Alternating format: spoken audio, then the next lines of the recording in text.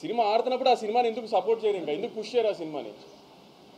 మీరు అబ్జర్వ్ చేశారా? ఏ వెబ్సైట్లో కూడా రివ్యూస్ వచ్చిన ఏ వెబ్సైట్లో కూడా గత 4 రోజులుగా సినిమా బాగా ఆడుతుంది, కలెక్షన్స్ బాగా ఆడుతున్నాయి అని ఒకే ఒక వెబ్సైట్లో వచ్చింది ఆర్టికల్, మిగతా దేంట్లోనూ రాలా.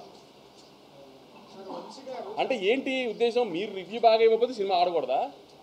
ఈ మధ్యకాలంలో మీరు రివ్యూలు ఇచ్చిన బాగా రివ్యూలు ఇచ్చిన ఏ కమర్షియల్ సినిమా ఆడింది?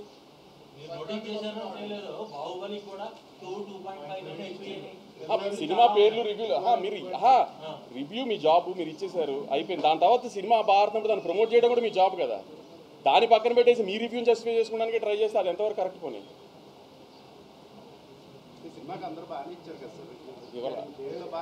ఇవ్వాల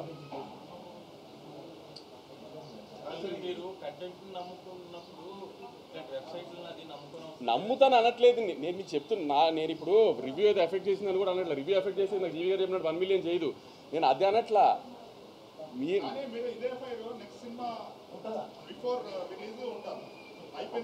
మీరు నెక్స్ట్ సినిమా బిఫోర్ రిలీజ్ నేను ఏమి ఉండాలి అని మీరు అనుకుంటున్నారు ఇవాళ చెప్పండి. అది లేకపోతే నన్ను అడగండి ఆ రోజున. అదే ఏం చేయమంటారు దీంతో? నన్ను చెప్పి అది చేయకపోతే అప్పుడు అడిగి